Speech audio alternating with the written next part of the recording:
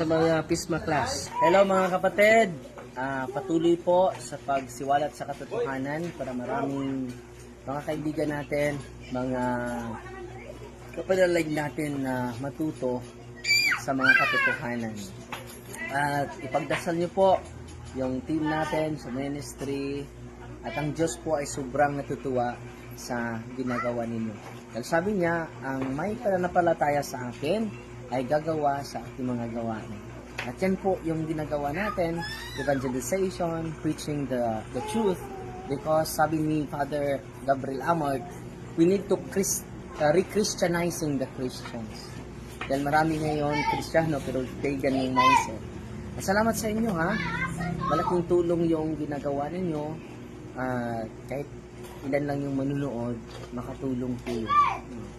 Kahit isa lang yung ma-converted natin, malaki na yung reward natin sa kaharian ng Diyos. Amen. God bless.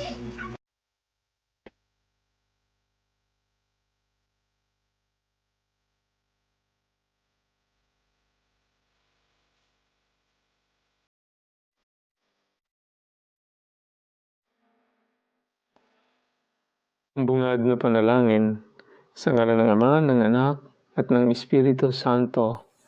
Amen. Pagpalain kami sa aming pagtitipon ngayon para sa pulong na ito.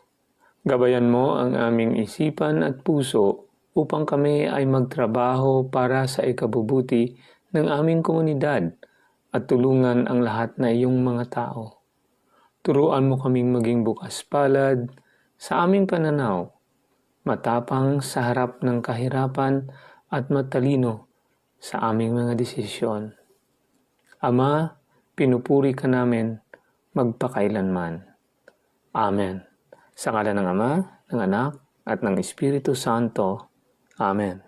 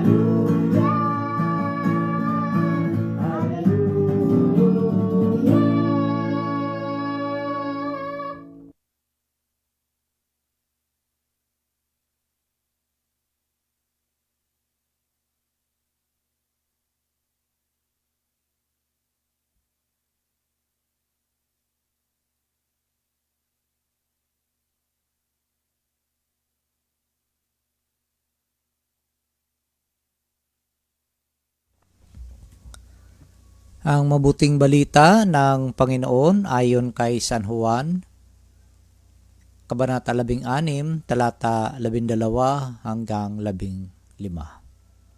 Papuri sa iyo, Panginoon. Noong panahong iyon, sinabi ni Jesus sa kanyang mga alagad, marami pa akong sasabihin sa inyo, ngunit hindi pa ninyo kayang unawain ngayon. Pagdating ng Espiritu ng katotohanan, tutulungan niya kayo upang maunawaan ninyo ang buong katotohanan, sapagkat magsasalita siya hindi sa ganang kanyang sarili. Sasabihin niya sa inyo ang kanyang narinig at ipapahayag ang mga bagay na darating. Pararangalan niya ako sapagkat sa aking magmumula ang ipapahayag niya sa inyo. Ang lahat ng sa Ama ay akin. Kaya ko sinabi sa aking magmumula ang ipapahayag niya sa inyo. Ang mabuting balita ng Panginoon. Pinupuri ka namin, Panginoong Jesucristo. Good morning, brothers and sisters of the Lord. Tayo po, ating pong babasahin yung ating reflection from the John 16 for sa 12 to 15. So, happy Holy Trinity Sunday po sa atin lahat. So, tuwing tayo po ay nagdarasal at umaaten ng sakramento, lagi po natin naririnig ang linyang in the name of the Father, and of the Son, and of the Holy Spirit. Alam niyo po ba kung ano ito? Sila ang Holy Trinity. So, happy Holy Trinity po sa atin lahat mga kapisma. Prayer online via Zoom. Alam niyo po ba na ang Most Holy Trinity, ang most centre ng ating pananampalataya? It is a mystery itself, three-person in one God. Ipinapakita nito na si Lord po ang source ng lahat, especially the light that will guide us. The relating to one another, that there can be unity in diversity, so that we become one family and united family of faith. It belongs to one family of God.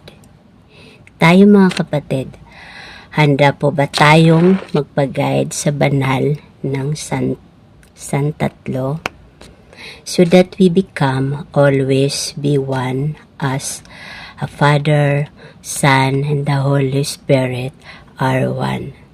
So yun po ang ating reflection ngayong umaga mga kapatid. God bless po sa atin lahat.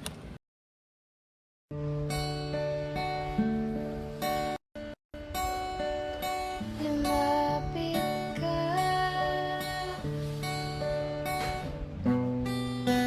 manahan ka,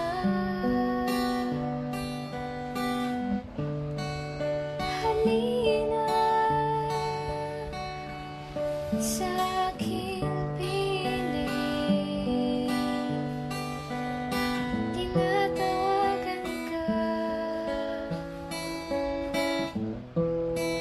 banal mong presensya, Espiritu, banal manahan ka, Espiritu, banal lumapit ka. Prayer for the indwelling of the Holy Spirit. In the name of the Father, and of the Son, and of the Holy Spirit. Amen.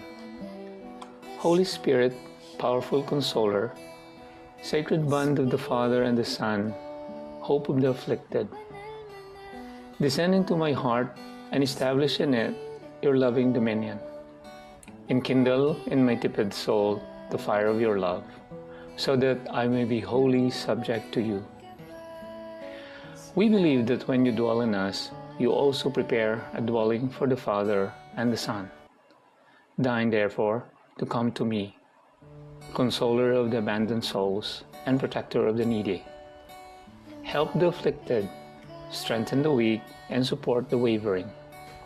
Come and purify me. Let no evil desire take possession of me. You love the humble and resist the proud. Come to me, glory of the living, and hope of the dying.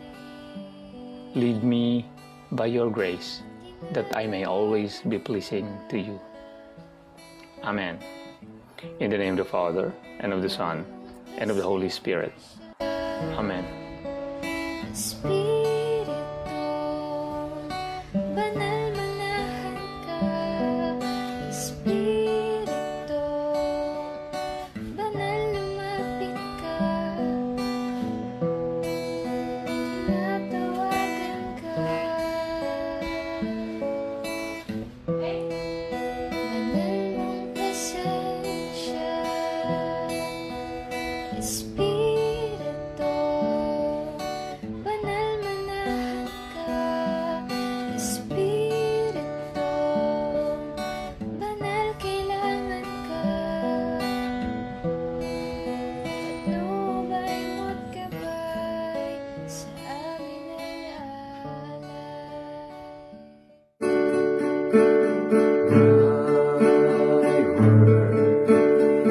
is the lamp unto my feet and the light unto